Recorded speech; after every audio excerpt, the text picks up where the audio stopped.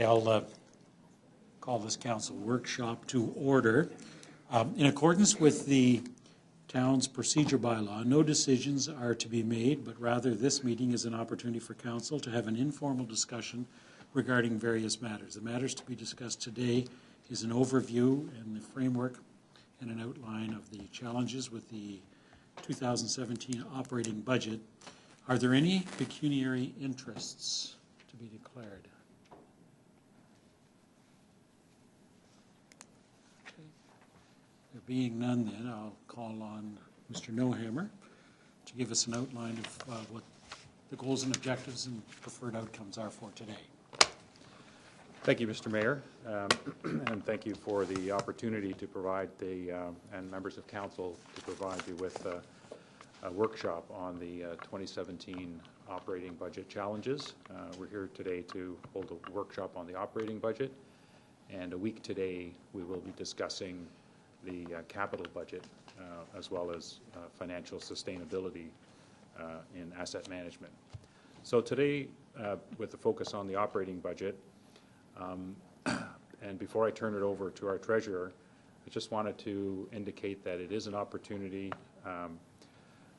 for us to provide a framework as to how the staff has been responding to the target, the budget target, and sets the context for issues that need to be addressed as we continue to work on building the 2017 operating budget and prepare for a preliminary draft budget that we'd like to present at the December 5th Committee of the Whole according to the revised budget schedule.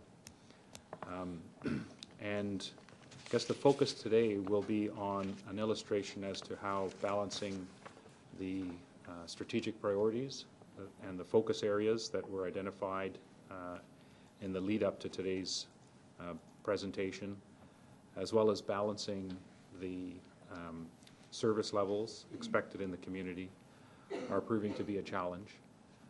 Your operational leadership team, together with the strategic leadership team, have been meeting regularly since the summer to address the challenge and are working hard to bring in options that will identify how the target can be met and what the implications are for council to meet the target. So without any further ado, I will turn it over to the treasurer now, and Mr. Mays can take you through a presentation. Okay. And I would ask that if there are any questions, that perhaps they could be held to the end of the meeting, if that is satisfactory, Mr. Mayor. Mm-hmm. It's been most effective for us with that approach. Okay, thank you. Okay, Mr. Mays. Thank you, and good afternoon. Further what the acting CEO was saying, there's three goals today. The first goal is that we reflect back on the original budget schedule. We said that we're going to have some sessions to give council some additional information to help them in their deliberations on the budget. We're looking at a tight time frame of about a month to turn around the budget. We have something that's a little longer than that now. But this was an opportunity, as we've opened up a couple of meetings, to be able to do so. So the objective today is to, we call it the 2017 Budget Challenge, but it's to focus on the operating budget. Next week will be about financial sustainability, and that will be focusing on the capital budget and the funding requirements that come out of that. The second requirement is that when we present the budget on December 5th, the preliminary draft budget on December 5th, we don't want there to be any surprises. So we want to communicate in advance the financial position that we find ourselves in the budget challenge. And the third goal for today is to seek feedback and initiate discussion on possible solutions and how we will move forward from this point. Start with a bit of a bold statement here. The story that we originally wanted to talk about as we went through the budget process was the 5 deliverables, the 5 key focus areas. But as pointed out in Information Report 2017 on the revised, 2016-43 on the revised schedule, we're running into some issues with the cost drivers, balancing that with council's strategic priorities to stay within the actual target. So in essence, we're struggling to do more with less, and we're starting to hit a wall. OLT and SLT, as Peter has mentioned, have been meeting since September on basically a weekly basis to try and to overcome this challenge. But we're at the point where further reductions in the base budget will start to impact service levels, introduce higher levels of risks, and affect community satisfaction. So we're making a presentation today on this basis. What we show here is the history of tax increases from 2012 to 2016, and we've included the target for 2017. We went back to 2012 because that was the first year that we started having tax targets. 2013 was the first year that we started introducing an additional infrastructure levy to increase the contributions to the asset replacement fund, usually referred to just as the ARF, the ARF. I've included 2017 on the basis that we have to date. Council has set a target of 2.8. That was set on, I believe it was June 27th. Overall target of 2.8. To not exceed 2.8 being consisting of 2.2 for the base budget and 0.6 for the infrastructure levy. So we included those amounts in. The target for fire is based upon public information that's gone forward to JCC. They've actually presented a budget which has come below our original projections by almost 1% due to a number of factors. And we have the library target in as well. What's left over is the amount that's available for the town. Traditionally, when we talk about the tax increase, we break out fire and library as separate items because of their different jurisdiction. However, let's dissect the town component a little further. And that's what I've done here to calculate what actually is the base budget. The idea of dividing the budget into components is something that actually we developed from the region. That they initiated that. And it started off by looking at what are the main drivers to our costs in the budget. And they can be defined as growth, which is maintaining the same service level to a growing population. Enhancements, which is for the same population increasing the level of service. And base, which is the same level of service for the existing population, which essentially would be just subject to inflationary type increases. For this analysis, we've also added extraordinary items, which include mandatory items, which legislative requirement is for us to have them, or there's contractual agreement to have them. Items that are exceptional increases well beyond the rate of inflation. Decisions we've made on a budgeting or accounting basis or a financial basis that have impact on the bottom line, and other items that really don't fit anywhere else.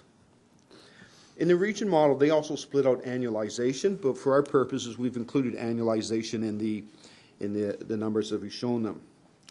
Now, these are the theoretical groupings that we use for breaking out the budget, but really, it's not that clear. There is some crossover. Growth item might have a base component and so on and so forth. But as much as possible, we've gone back to 2012 on the information we have to do that. So when we talk of growth, what you see here is the net growth. You'll see that in some cases the number is a negative number, so that the actual net growth is an expense, a net expense to the town. And in some cases, actually a lot of the cases, you'll see that it's a positive number. That in fact, the revenues for growth exceeded the expenses for growth. Growth revenues are essentially assessment growth. This is new construction being added to the tax roll and what taxes will be bringing in. To that, we use that to pay for expenses which are both of an incremental and a step type increase. On incremental, every time we add more assets to our asset base, there's maintenance costs involved and there's amortization of that new capital. On a step increase, we have actual formal decision packages that come forward requesting additional expenses. Traditionally, we've recognized just the step type increases, because when you look at these numbers, you might think that actually growth pays for growth, but it does not. The reason that we show the appearance that growth pays for growth or growth revenues exceed the amount of the growth expenditures is that we have not been accounting for the growth in our asset base which should incur a increase also in the asset replacement fund to cover that. In essence, if I was to apply all the costs of growth, the new assets being their contributions to asset replacement fund, and the additional maintenance costs, you would find that net growth balances out to approximately a zero balance. So what we have is an artificial surplus in some years on the growth. As we go forward with development charges, and this is just as an aside, that model of growth is what we're going to need to use to substantiate that we can sustain our assets on a go-forward basis, that growth revenues will be able to pay for the maintenance and replacement of new assets. This will have to be demonstrated in our background study for our upcoming development charges background. Enhancements are essentially service level enhancements. They're increases to the existing service levels. They're what has been formally approved. You will notice that in the years 2012, 13, and 14, we actually did not increase our service levels in an identifiable fashion. Now, this doesn't mean that within the base budgets there were some minor increases, but nothing of a significant nature. This also doesn't address things that perhaps could have happened during the year where within base budgets departments are asked to perform a slightly higher level of service.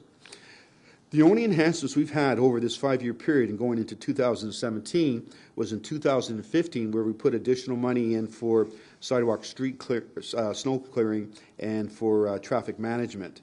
And that is being phased in over 2016 and 2017. So you can see one of the issues that has arisen as a result of our tight budgets is that we have not been, on an annual basis, putting anything in for enhancements. The extraordinary items are items that it's very difficult to just include in a base budget because of the nature, because the magnitude of them, that it's very difficult to offset them just with inflationary increases because they're on inflation or they're of a sizable nature. So, for instance, in 2012 and 2013. We had sizable increases in our OMERS costs. So that didn't increase, that did not enhance service levels, but it did add to the cost of providing our services. And that was well above and beyond any inflationary increases. In 2012 and 13, and now again in 2017, we're having exceptional increases in the hydroelectric. In 2012, our hydro dividend was decreased. So this is something that would impact the amount of money we have available for the base budget. In 2013, we increased our capital financing. In 2015, we had a significant reassessment of our insurance costs. We also lost money on our tax assessments. We knew that was coming. And we saw the introduction of Emerald Ash Borer, EAB, and the reopening of the Old Town Hall. Again, in 2016, the major item we had there, and this was covered quite substantially in the documentation on 2016 budget, was the revenue right-sizing, the final component on the Old Town Hall reopening, and the loss of the sponsorship for the Magna. It ran out in 2016. So we've had a lot of sizable increases that over time we've had to bear as part of the base budget. And the bottom line you're seeing here, 2012, not too bad, but going forward 13, 14, 15, you're seeing a lot of years where in actual fact the allocation that was made for the base budget was a negative amount. So not even an inflationary type increase, that we had to year over year actually decrease what was provided in the base budget to be able to accommodate these exceptional increases.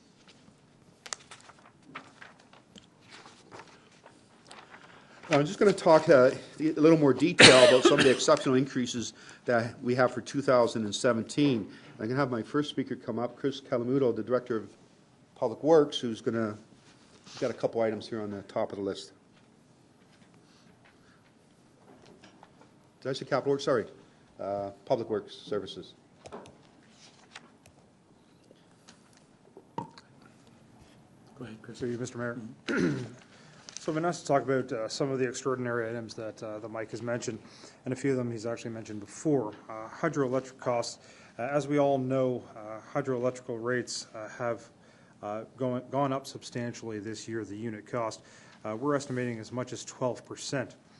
even just a few years ago with regard to the Honeywell study, it was estimated that they would be only going up by about 3%. So this this number up here indicates just that large difference of electrical costs. I think we're all feeling it, even personally at our own homes, the electrical costs going up. However, luckily, the Honeywell project is now complete, and there's even more cost avoidance now that we have the LED lights in place and the efficiencies within the facilities, so that we don't have as much increase in cost by this going up by the 12%, now that this project is almost complete. So again, the cost avoidance moving forward would be even greater. The second article there is the Emerald Ash Borer. Now, we've had many reports to councils and informational reports with respect to the Emerald Ash Borer, but this addresses the removal, the stumping, the replacement, and even the injections of trees around the town. So without the additional funds, staff will only be able to remove and partially stump the damaged trees, resulting in a reduction of the tree canopy and a lower service level of the standards and the aesthetics of the town. Artificial turf field, again, maintenance, that was also indicated in a previous report to council. With the new asset going in, obviously it needs to be maintained, and so we have a line item on that. I will be available for any further discussion after that, but I will turn it back over to Mike for the continuation of this. Sorry, yes, waste management, if I can get to the, I'll hop over stormwater pond release. We have noted it here. It's actually a net zero. We're going to be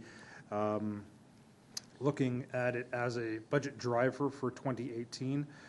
We will have a report on to council, a committee meeting on December 5th, I believe it is, to talk more fulsome about that contract moving forward in the future. But it won't be a budget driver for 2017, but will be for 2018, and that's why we wanted to note it here. But again, more discussion will follow on that meeting on the 5th. Sorry, Mike. Thank you. So as Chris has mentioned, on some of these extraordinary items, we have taken some action. So, for instance, the waste management, we won't be seeing any of that increase in 2017, but it will hit us in 2018. We are taking a look at the hydro increase to see if there's anything additional to the Honeywell initiative that we can do to decrease usage. We're also giving consideration to having our internal auditor take a look at that contract to make sure that all obligations are being met.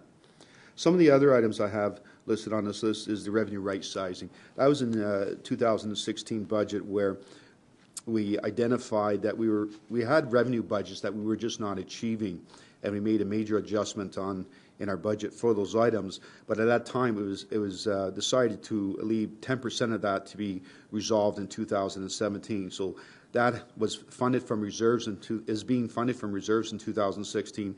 So that is an item that was deferred to 2017 to take out that reserve funding, and it has a budget impact.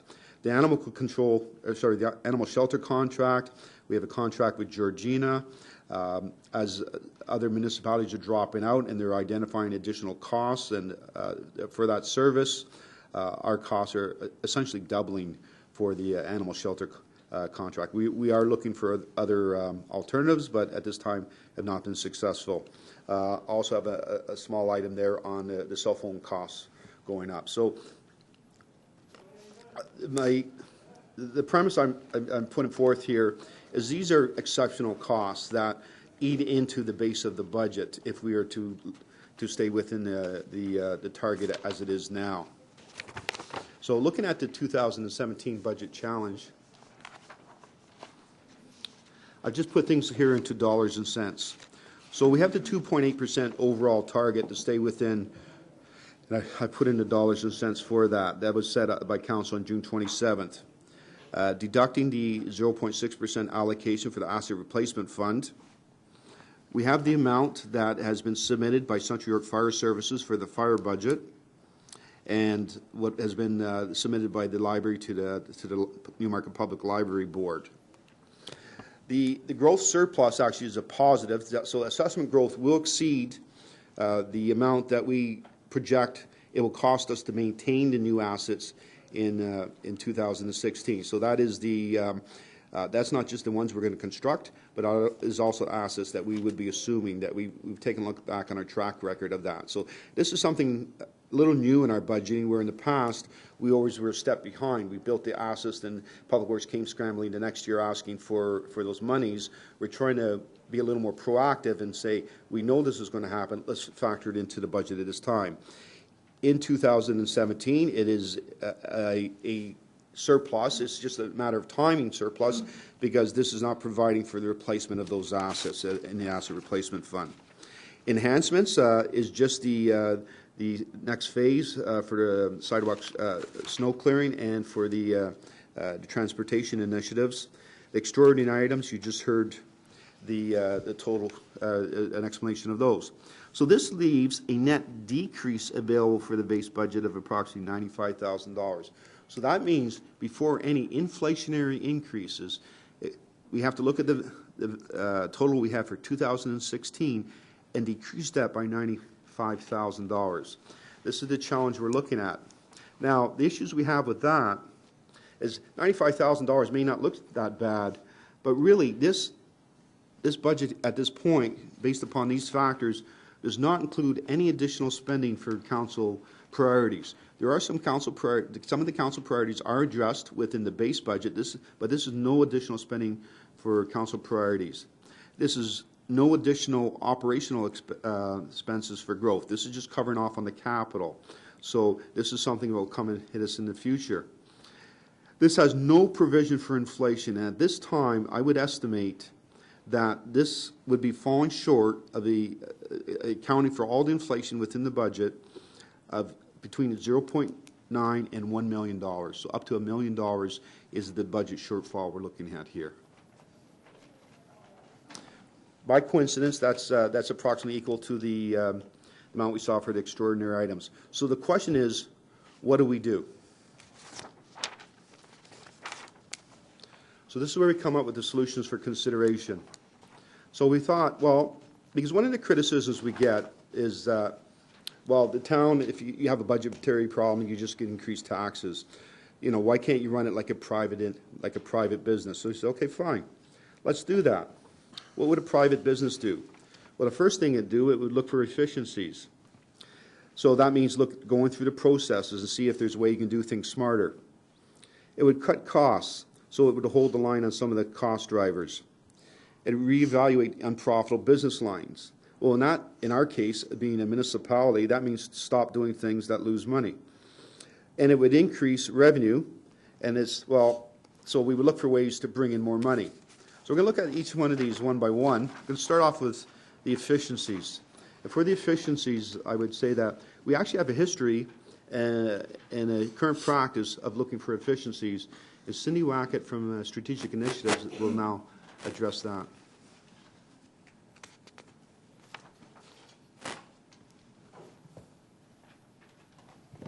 Thank you, Mike.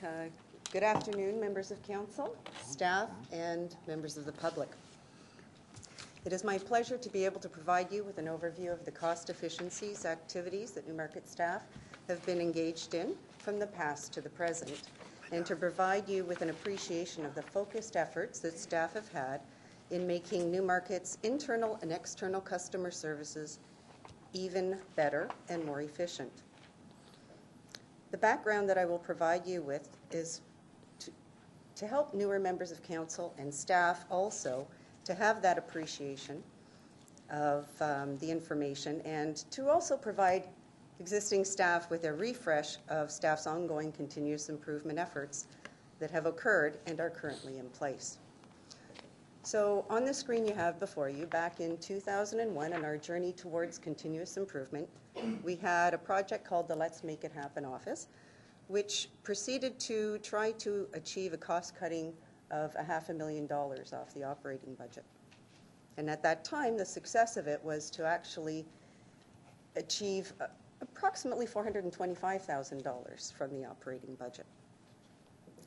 We've also gone through organizational structural changes over the years, as well as developing a continuous improvement culture and moving towards a collaboration and partnership culture, and now towards an innovation push between 2016 and 2017 in order to continuously improve on delivering services to the community. These initiatives have been deliberate in the execution of the strategic directions of the town's strategic plan and towards council's strategic priorities. And although I've put up timeframes on there, a lot of these shifts in culture and activities, they're actually cumulative and building upon each other over the years. Over the next year, as I mentioned, as part of our strategic plan direction of being well-planned and connected, is a focus on innovating Newmarket in a technologically wired world that makes our internal and community services even better and more efficient. And this aligns with Council's 2014 to 2018 strategic priority focus area in the efficiency and financial management, actioning upon ensuring effective and efficient services. But it also impacts all of Council's priorities. Over the years, there have been many efforts to restructure and align services to best serve the Newmarket community and provide internal efficiencies. So the purpose of this slide is to identify a number of areas that have been reviewed in the best interest of providing community services, both internally and outward facing. Up there you'll see some examples, such as the establishment of the Customer Service Centre, which streamlines services to our residents, as well as our recent human resources realignment to better serve our internal customers, our employees.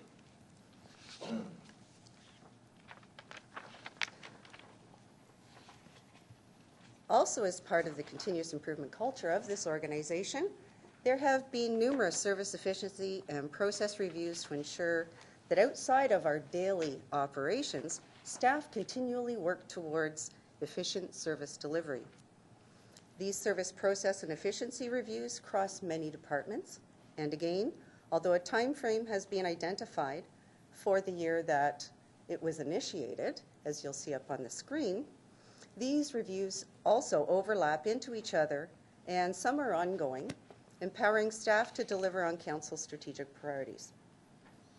As well, staff continually look to shared services amongst the Northern Six and neighbouring municipalities as well, measuring performance, process mapping through many lenses by looking at what we do and how we can do it even better.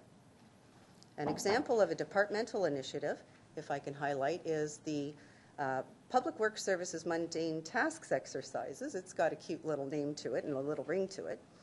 But what they were doing was to try to empower staff to get them to think about how they're doing their work in operations and to do it more effectively, or introduce technology to make the process even better. And that was the introduction of the Magic Pen.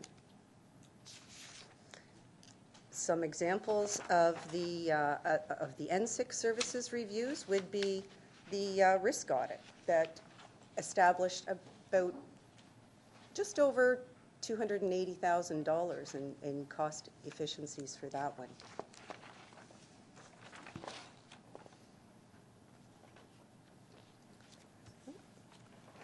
Sorry.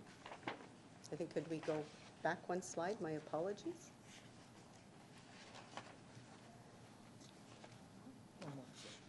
Yeah. So sorry, we jumped a little bit ahead there, but over the years, we have implemented a number of efficiency programs that serve to engage and empower staff in cost savings and efficiency efforts. These are just some examples of the programs that we have had in place and continue to have in place. While some are specific initiatives, others have been refreshed under different names to infuse excitement and reignite employee spirit. One example of this is the Ideas program that was refreshed into the Peak program and then further now combined into the Elite program, at which staff can provide their ideas and be recognized for their ideas in their cost efficiency and saving in these initiatives. So these initiatives serve to tap into staff's ideas for improvement and recognize staff for their continuous improvement efforts, And these channels also provide staff with the opportunity to improve how they are doing things, how we are doing things to optimize service for all of our customers. Staff truly want to continue to make differences that make a difference in their mission of making Newmarket even better. And it's part of our employee culture and supported by our strategic and operational leadership teams to create an environment for extraordinary public service. And I thank you for this opportunity to address Council, and back to Mike.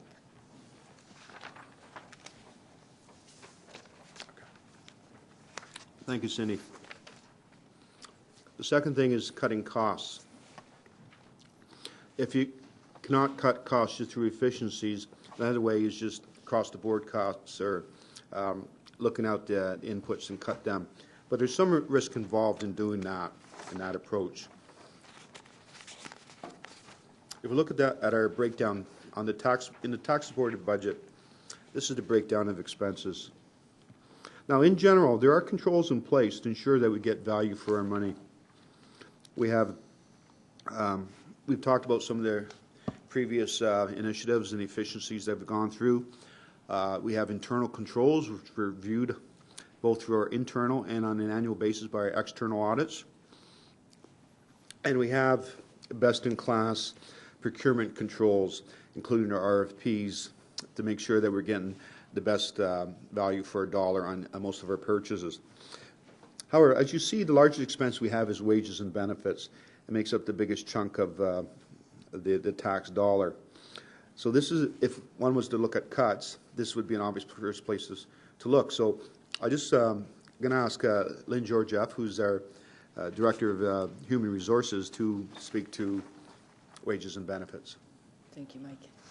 So my apologies, my voice is a little thin at the moment, but I have my water in the case I need it. So if you can't hear something, please let me know. So we're going to talk about a complex area and one that requires a flexible approach in order to balance the various factors that impact total compensation relative to municipal employees. And we're going to take a high-level look at a few of the factors and how they influence what gets done and how. So first of all, when we look at the various external factors, thank you. When we look at the, oh, that's much better, thank you. When we look at the marketplace, for example, as a factor, we look at that both locally and nationally because we are in the midst of a demographic shift. If we recognize that people are living longer, birth rates have continued to decline in most countries around the world. Many countries are experiencing inverted population pyramids, early retirements, especially in the skilled trades. Younger people are staying in school longer, then they're traveling before they enter the full-time labor market. There's increased global competition for labor, and immigrant skill sets do not offset labor force needs. So that marketplace is a significant factor. And if we look at legislation, we have health and safety, WSIB, building code, Water Act, employment standards. I mean, everyone can relate to the fact that in recent years, the employment standards has had the minimum wage increasing every year. That has to have an impact on our casual wage grids and the cost of employing that labor. But in addition to that, we have changes under legislation, excuse me, that require us to undertake potentially new ways of doing the work or ways of documenting work. The effect of that is sometimes that there are additional training costs that we cannot avoid, but in addition to that, it may also mean that there's more work taken away from the actual work, the physical labor that's being done, so that we document what's required based on the legislation. As a result, all of these have to be factored into our compensation costs. Then if we look at community demands, for example, there may be requests for more frequent grass cutting areas previously designated as that of the property owners, expanding sidewalk snow plowing, newer revised programs. So there are those demands that have to be taken into consideration and how we will service those demands. Then if we look at hotspots or critical risk positions, we all know that the work is evolving around the world and innovation will continue, and it will continue to impact us in various ways. So hotspots will crop up every now and again in terms of, some of you will relate back to 1999. It was hard to even buy an IT person because everyone was worried about what was going to happen in the year 2000. Well, that continues to evolve over time, and that impacts on what we pay and when we pay it. You can also look at that from the perspective that there are positions like mechanics where there are fewer people going into the field.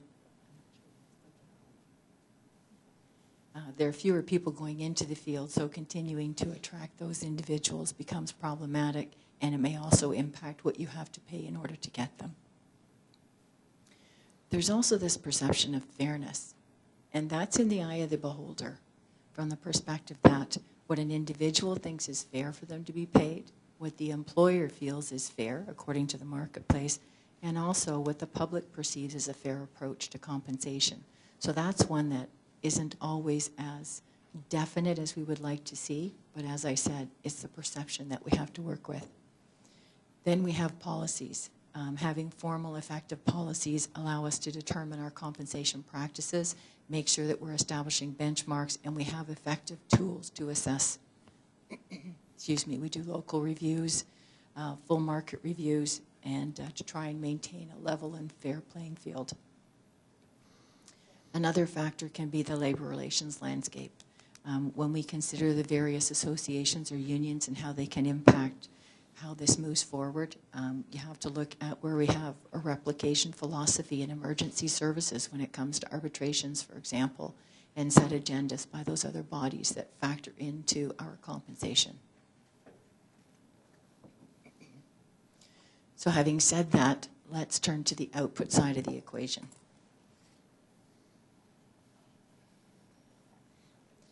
So positioning us from a total compensation perspective is a complex matter.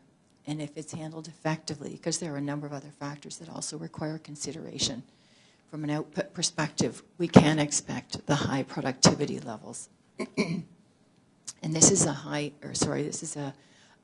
indicates a high level of engagement. And you may recall that when we did the last engagement survey, what we found was that it did reflect a fairly high level of engagement by staff. That reflects that positive can-do attitude, looking for different ways of doing things. And also, you'll see it reflected in the community survey, the results that came back through that as well. We've also seen evidence of high levels of collaboration, and this happens on a regular basis. But one of the examples that I'll call up would be that post-secondary educational institution where a number of departments had to come together to work effectively to be able to get that submitted in time. And that's just one example at a high level where staff collaborate on a regular basis. From an attraction and retention perspective, the town of Newmarket has developed a solid reputation as being an innovative leader, which in turn supports our attraction and retention efforts. Those are key, especially given this demographic shift. We've also developed the talent management strategy. And again, recognizing what's happening out there in the marketplace, we have to be developing the leaders from within the organization, because if we don't, we will have difficulty finding them, let alone paying for them. But you can see where the impact comes in terms of what's available out there. Also recognizing that we won't always find what we're looking for out there. From an efficiency perspective, the town has reaped the benefits of various initiatives that Cindy has commented on already. One of the most recent being the 6 action teams that came together, looking at even better ways of communicating, customer service, matching resources to priorities, leadership, tracking of success, and even better creativity and innovation. So here are examples of staff coming forward to participate on these types of action teams so that we can deliver. The last piece up there is community satisfaction, and staff and how they feel about being an employee at the town of Newmarket and how they're treated reflect this back out to the community. And we have a 94% approval rating for customer service based on that survey. That's something to be proud of. All of this to say that when we look at compensation from a strategic perspective and the role it plays in the success of the town, when you combine it with some other factors, The result is an award-winning culture that delivers on Council's strategic priorities and the corporate strategic plan. Thank you for bearing with me.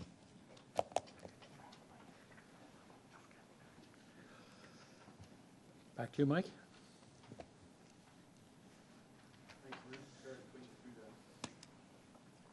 The last thing, sorry, the third item, we said reevaluate unprofitable business lines. So if this was a private business, you would look at some of your business lines that aren't making money and look at changing them or perhaps even getting rid of them.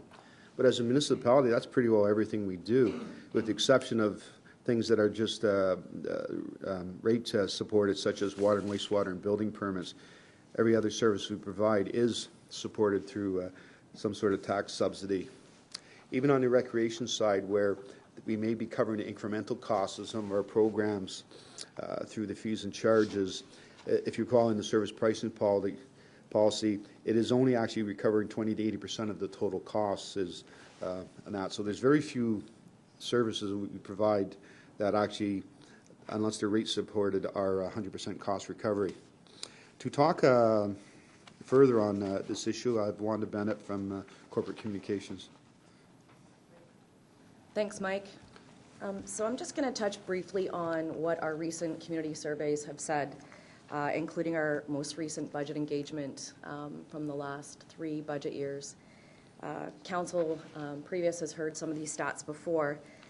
With using the budget tool, which was more of a qualitative style budget engagement that we had a fair degree of success with, what we heard back repeatedly year over year is to maintain services, being the average choice when given the option to reduce taxes and services, or to maintain what we have, or to increase services potentially alongside increasing taxes. And what those 3 years of budget engagement told us was that the community felt they wanted to maintain service levels. And what the 2014 community survey told us, which was definitely more of a quantitative study that we did, was that 94 and a bit residents, percentage residents were satisfied with living in Newmarket, and the 84% of residents felt they were receiving good value for taxes. And so that reaffirmed basically what we heard year over year on the last 3 budget engagement campaigns that we had done. And this year, we took a little bit of a different approach, matching with the 5 council strategic priorities. We'll hear more about that. It's not really in keeping with today's workshop, but what we did here through that engagement, which was very successful, again and again, was to maintain and to, as a matter of fact, we'd like to see more trails, we'd like to see more recreation, that type of thing that I'm sure we all experience, especially council, when they're out there chatting with residents. We engaged thousands of residents through Touch a Truck, very successful, and we'll hear a little bit more about that when we do the preliminary budget, but today was a little bit different, and basically the bottom line is that community have said that they would like to maintain services. So with that, just a brief summary of the community engagement on budget. I'll turn it back to Mike. Thanks, Wanda. The last area we wanted to address was the increased revenues. And we continue to do research and review what other municipalities are doing and see other innovative ways to increase our revenues. One of which is to, but we found out that most areas really have a limited impact as far as the operating budget is concerned. So for instance, grants, sponsorships, and donations is fantastic. We're bringing them in, and we've been very, very successful with those. But the impact on our capital, they help us fund our capital program, which is great. But because we're in an infrastructure deficit, and we'll talk more about that next week, it doesn't really have a significant impact on our operating budget. Those are great things, but they're not really helping us on the operating budget. The other areas we can look at are new fees and charges, and we've done that. But there's a perception problem there, because a lot of times when we bring in a new fee and charge, it can be perceived to either being a service level reduction. An example of that would be to put in a bag tag fee, to have a fee after a certain number of bags. In essence, it's de facto a service level decrease. The other thing that we're open for criticism on is that really all we're doing is just adding another tax, because if we're just putting another fee to the same pool of people who are paying the same residents, really it's in essence just an additional tax. We have to be very careful with that. One of the things, for instance, that we've looked at from time to time is for the fire department to start charging for motor vehicle accidents. And part of the criticism there is that, well, I already pay for fire through my taxes, why do I have to pay an additional fee? So there is some resistance in that area.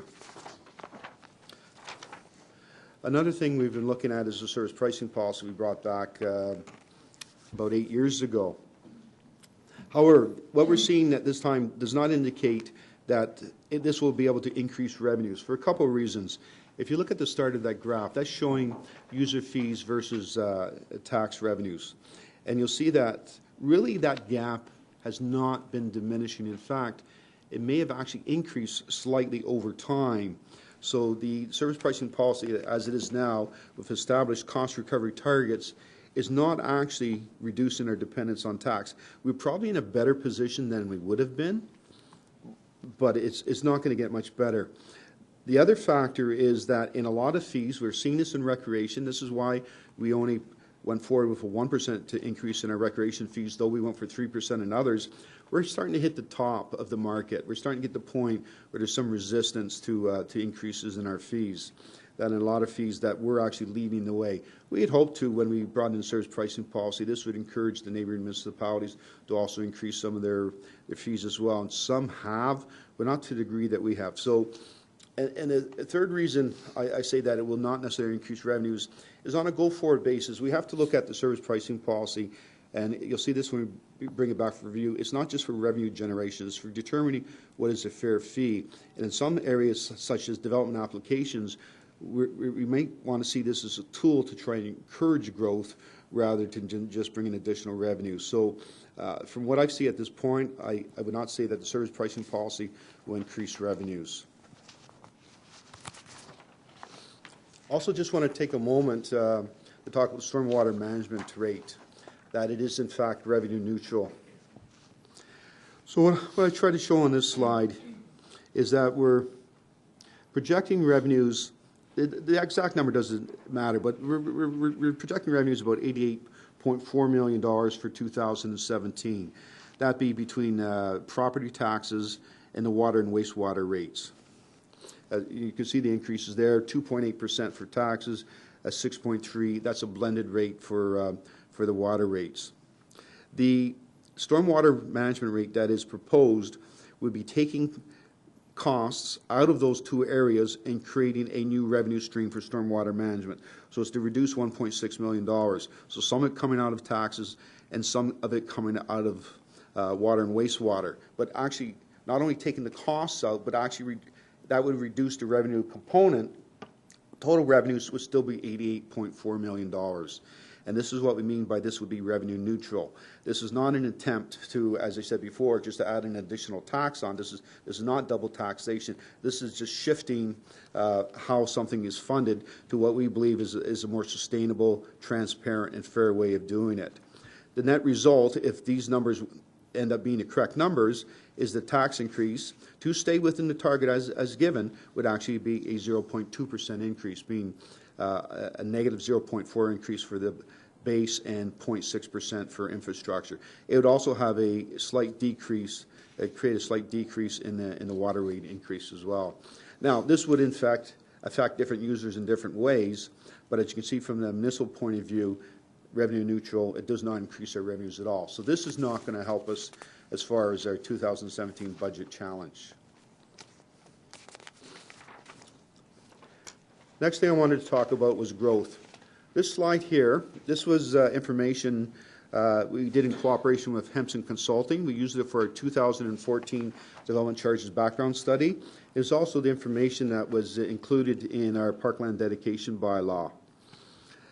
It shows, the top line shows the annual increase in jobs in population, and the bottom in jobs projected on an annual basis. It looks kind of forced to graph, but that's because it's based upon 5-year trends, which are then annualized. So it makes a little bit of a distortion in the graph. But the idea is we may not necessarily hit every specific annual target, but this is to show what the overall averages are.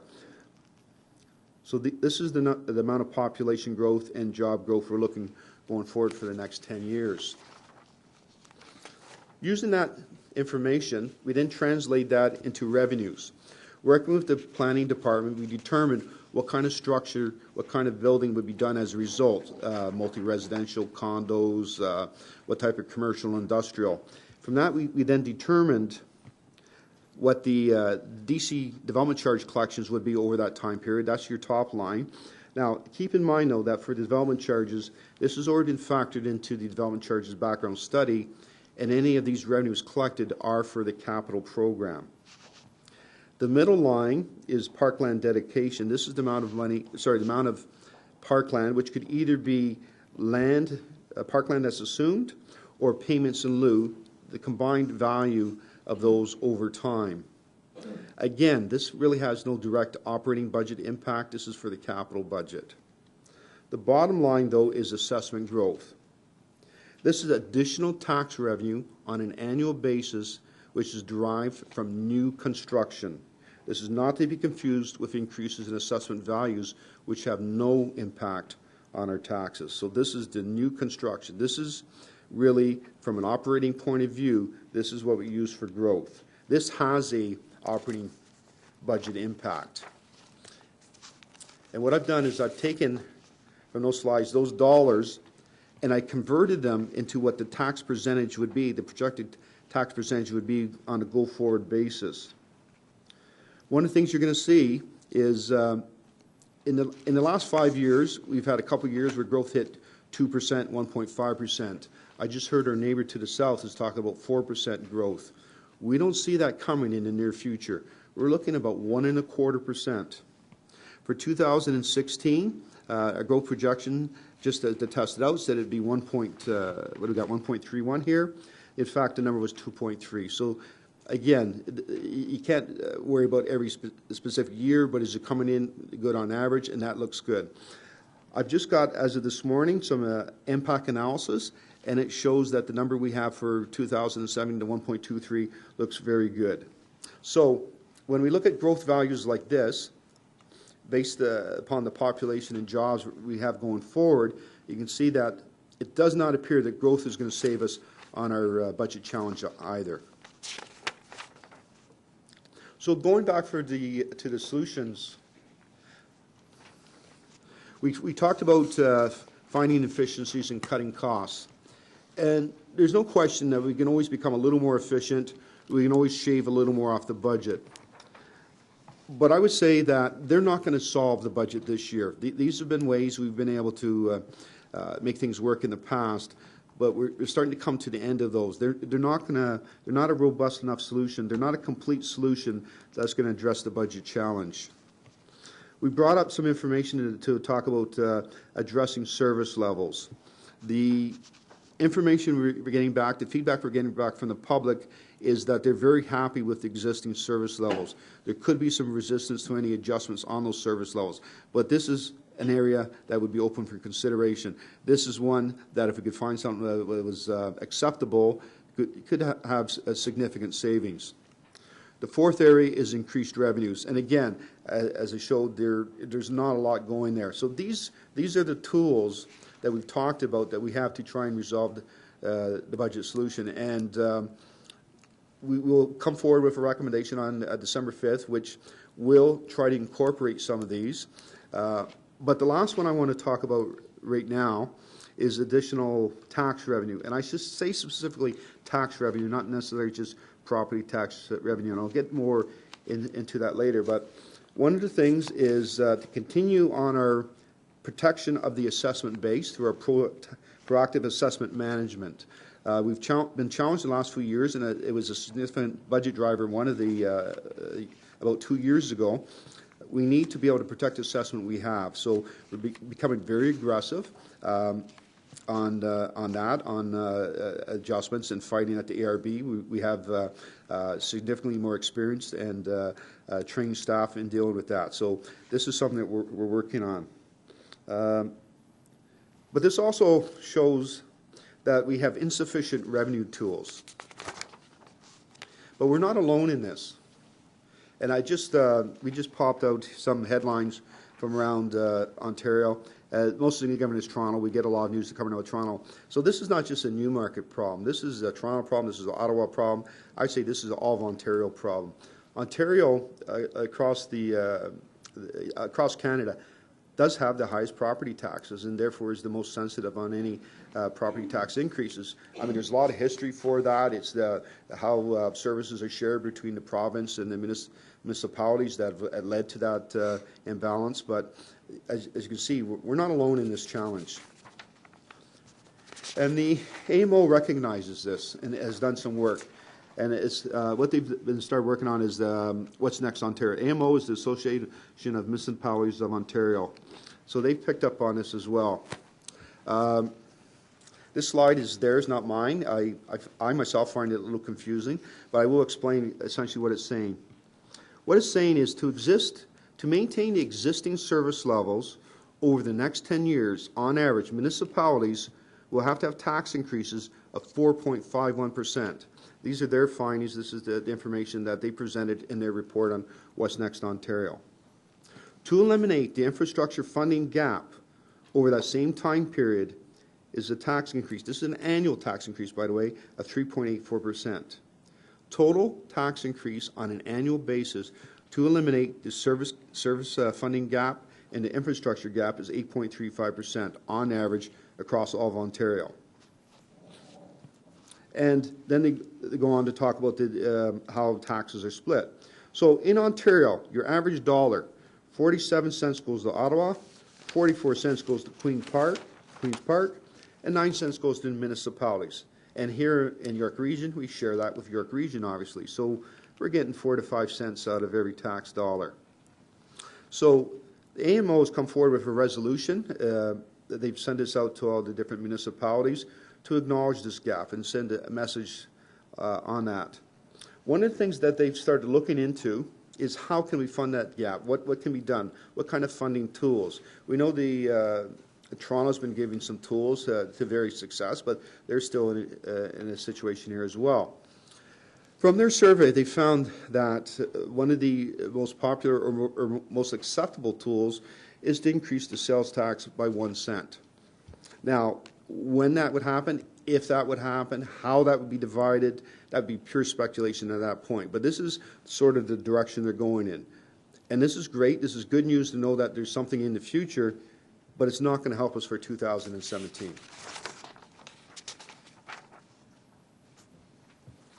I just want to refresh you. This is a 2017 to 19 outlook that was presented actually with the approval of the 2016 budget. We then repeated it again for the the process for the 2017 budget. Each column is showing the breakdown of what the components in a tax increase and what the total tax increase would be. So you can see we didn't necessarily know all the impact and extent, but we knew that 2017 was going to have some challenges in it. As we look forward to 2018 and 2019, in the past, if we saw that these were going to be better years, this would be an opportunity to somehow find some way to defer some costs to the future. However, we're not seeing significant drops from what we're intending for 2017 as we move forward in 18 and 19. We've also heard today that we have significant waste management costs that are going to be coming up.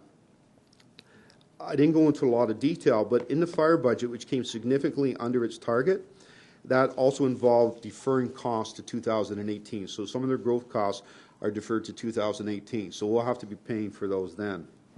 We also don't know what's going to come out of 2017 yet. So it doesn't look like we can just defer things to future years. There's not a lot of opportunity there. We've also just saw that we're not expecting a growth surge in the next couple of years to save us either.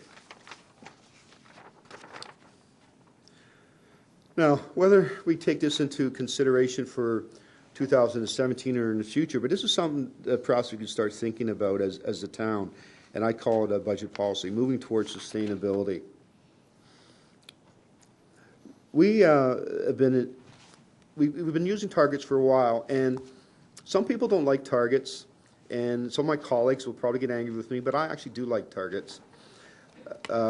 The targets are good for many reasons, and I put this in reports. It gives clarity to what the expectations are for the budget. We use the CPI, the Consumer Price Index, the Toronto CPI, at a specific year, or an estimate, or a specific point in the year. It may not be the best measure. We could sit here and debate whether there should be municipal price index and how we factor in the construction price index. But the fact is, the consumer price index is something that everyone can fairly easily identify with. So to use that as a starting point for a target is not a bad idea. The other thing is, if I was to argue that the CPI is probably lower than the proper mix of goods and products for a municipality, that should be something higher. Well, you know what? That just does enforce, as we have had success in the past, the continuous search for efficiency. So, to use the CPI as a target, is, in my opinion, is a good idea. Then I talk about matching growth revenues and expenses. This is something we have not actually done in the past. And for instance, in 2017 and some of the other years, you'll see where we had a growth surplus, but of assessment growth exceeding the expenses, but we haven't fully costed out all the expenses. We haven't taken into consideration providing for the replacement of those new assets. That we need to start matching growth and expenditure, or growth of revenues and expenditures, if we want to be sustainable. Again, this is all about being sustainable into the future. The final point is the practice. Our current practice. Sorry, we may have to transition for that. Our current practice is we pay for service level enhancements and extraordinary items through reductions in the base budget. We have been having some success with that to this point, by doing budget cuts, by finding efficiencies, by being innovative, but this is not a sustainable practice. I think this is something we have to give consideration to, that if we're going to have extraordinary items or service level enhancements, some, if not all, of that should be funded as an additional levy, that we can't continue to cut the base budget, that we're starting to jeopardize maintaining our service levels at this point. If we want to be well beyond the ordinary, I believe this is something we have to consider. Going forward, looking at the budget schedule, the key thing I want to point out is the meeting next week, the workshop. That will be focusing on capital. Specifically, you'll be presented, we'll have our consultant come to talk about the asset management strategy on a go-forward basis, and also resulting from that, some funding and policy changes on how we handle debt, reserves and reserve funds, including a policy on the asset replacement fund, investments, and revenue. And that's all I've got. Peter.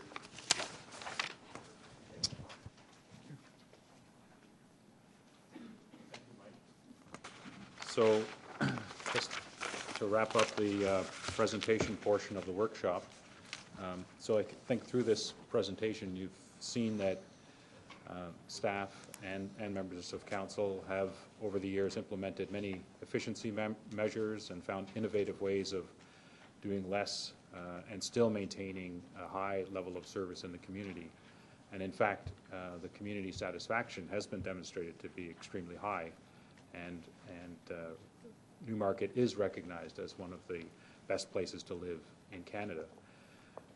But even under those exceptional accolades, there still tends to be a struggle to balance the right level of resources with the expectations of the community for providing that high level of service, despite all of the great efforts that have been undertaken by staff and council to build a great community and be innovative and creative and make the best use of technology and most effective use of resources. So I think, in summary, the town has achieved its goal in terms of being well beyond the ordinary as our vision says. And I think just in order to be sustainable, as Mike put it towards the conclusion of his presentation, it does require a good balance of resources in order to maintain that mission. And so with that, Mr. Mayor, I guess we'll bring the presentation part of the workshop to a close. And again, being a workshop, we're not expecting any decisions out of council today, but we would like to welcome your feedback. And if there are any questions, we have staff here to try to answer them. We may not have all the answers today, but we certainly can take those questions back and provide you with answers either before or at the preliminary draft budget submission in December. Okay, I have Councillor Vig. Any questions or clarification, Councillor? Yes. First, thank you very much for the presentation. Thank you very much for the whole team. I think it's an excellent approach that you've taken to it. As always, our first discussions are always sobering on this year after year. But I do have just a couple of specific questions. And first, if we can look at, I guess I'll start on slide 23. I just want clarification on one. And this is the growth revenue projection. And when we're looking at our growth revenue projections, particularly in the area of property taxes, is that a gross amount, or does it take into account this corresponding increased costs? As our town grows, we do also pick up additional costs. So that red line there, property taxes, is that a net or a gross amount? So would there be a corresponding expense to go with that will bring that down as a net?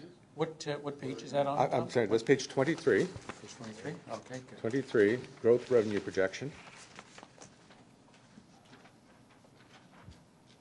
And I'm looking at that red line, which is property taxes, which tells us basically based on the growth of the town, what the increased revenues would be. And I'm asking if that's a gross number or a net number, because there are corresponding costs to growth too.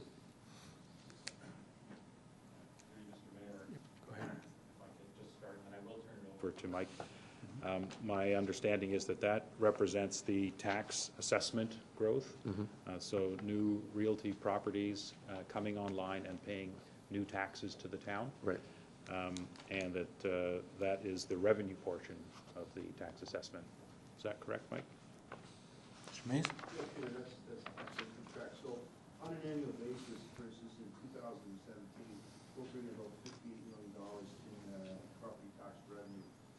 That number there you see in the red line represents the addition to that, not Yes. because of the levy increase, but because the new properties have been added to the No, tax. I understand that, but I'm just wondering if somewhere in here, are there any corresponding expenses too? Because as our population grows, more people live in the town, we are increasing the number of people using our services. For 2017, the number you'll see that for that is on page 4. And that's the 0.51%. So we're actually showing it as a positive number, as a net revenue for 2017. But what is not included in 2017 is, at this time, is any requests for additional operating related expenses that are driven by growth, or for the additional asset replacement fund contributions that will be required as a part of growth.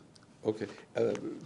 For me, and perhaps other members of council, it would be good to have, for next time you come back, a little bit of discussion on that. We always keep hearing that growth does not pay for growth, and that there are corresponding costs to us based on that. So I basically don't want to leave the public with the impression that we're generating this, just based on growth alone, we're generating this type of net, which isn't the case. And having it on so farly removed on 2 different pages makes it a little bit, at least for me, to track. So perhaps a bit of a discussion next time on, does growth actually pay for growth, or does it break even, et cetera, et cetera. So I would appreciate that.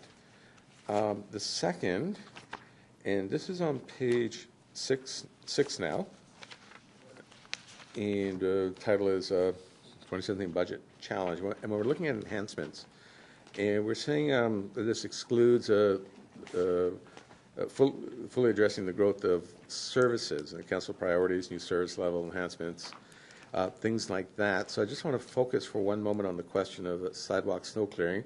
That's a significant enhancement that this council has committed to. Now, my understanding, and it could have already been addressed, but my understanding is that when we looked at the cost of sidewalk snow clearing and how much it will cost per kilometer, and we were going to phase it in, we based it all on the number of kilometers, sidewalk kilometers we have in 2013. I think that was the year. Somebody can say yes or no to that? Yes, okay, that's correct. Obviously, we've added a lot of sidewalks, many kilometers of sidewalks to Newmarket since then. Is our budget taking that to reach our target? For example, this year, 85% sidewalk clearing. I'll wait till till Chris comes up. Thank you. When we're looking at our budget, are we taking into consideration the additional kilometers of sidewalks that have come online since 2013, or are we still just projecting and using that number from 2013, so in reality it's not 85%, it's far less than that, just in our budgeting terms? Chris? Mr. Kawamoto? Right.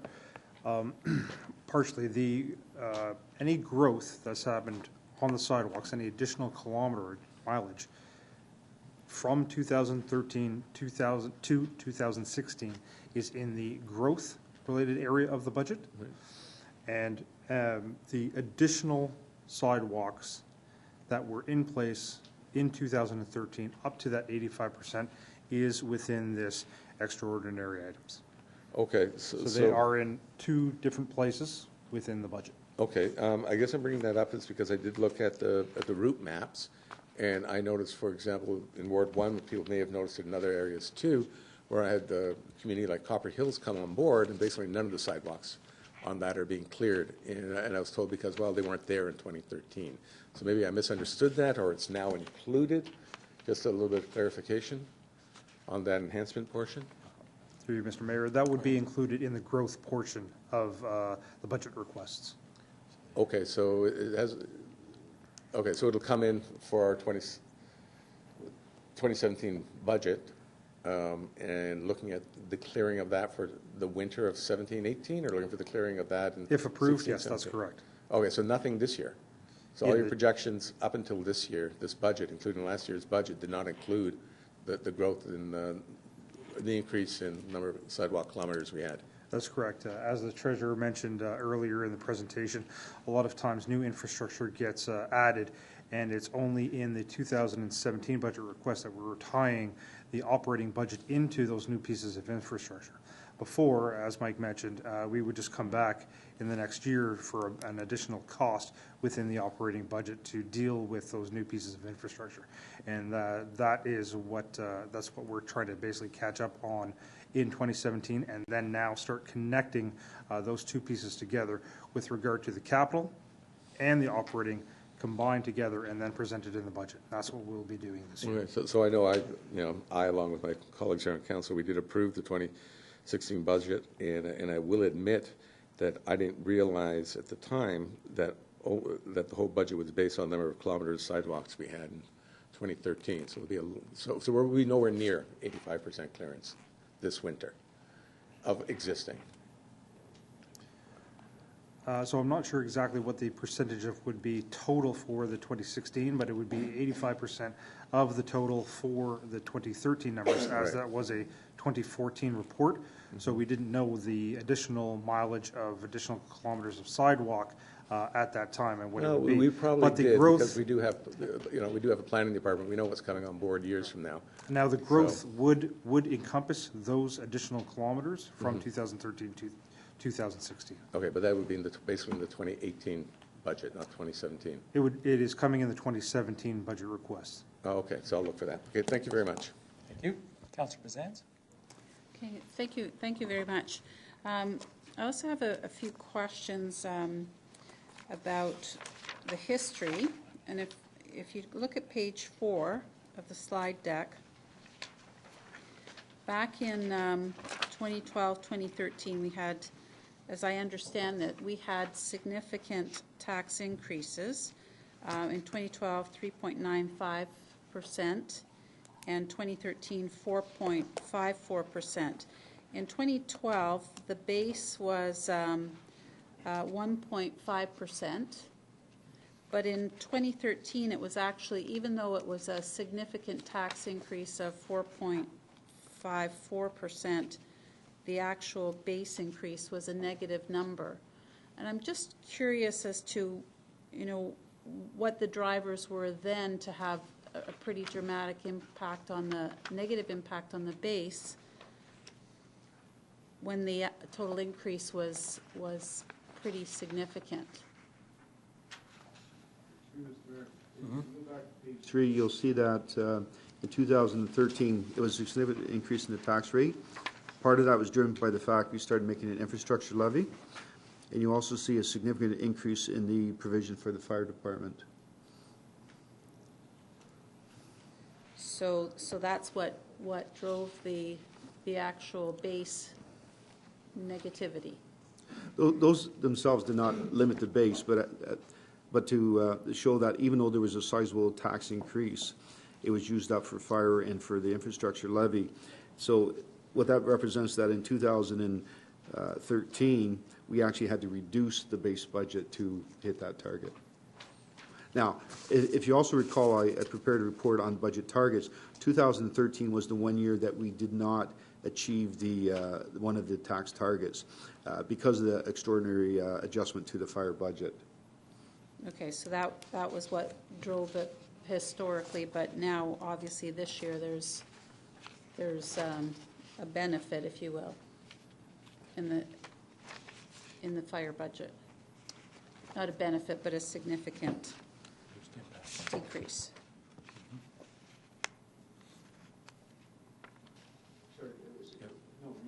The fire budget is still going up is projected to still go up in 2017, but not as significantly as was originally projected. There's two factors. One factor is the cost-sharing agreement with Aurora as a result of this year in that our share has reduced by $100,000.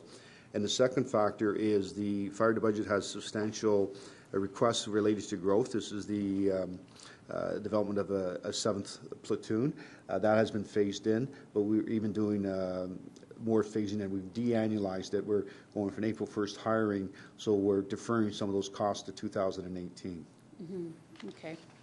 And another question, it was noted that next year we're facing significant waste management costs. My understanding is that we're in the process of the RFP and reviewing the responses to the RFP. So why are we anticipating a significant increase? Is it because the quoted costs for waste management are coming back as significantly higher, or do we not have any leverage given it is sort of a competitive bidding process to curtail some of those costs? Mr. Kalamoto? The councillor is correct. We are in the process of evaluating the RFPs, and additional information will be forthcoming in the December 5th report to council with respect to that. But through our consultant, it is anticipated that the increase costs for solid waste will be substantial, just because of the length of the contract. The current contract being 10 years, we expect a fairly decent increase for those unit costs when we do finalize the pricing. But it is going through a competitive bid process. But I'm not sure I'm understanding why, if it's a lengthier contract, would the cost be significantly higher? The increase in costs on the annual basis for the current contract is based on an equation based on the CPI. And our consultant has said that basically that their allowable increase per year has not kept up with inflation and the costs related to solid waste.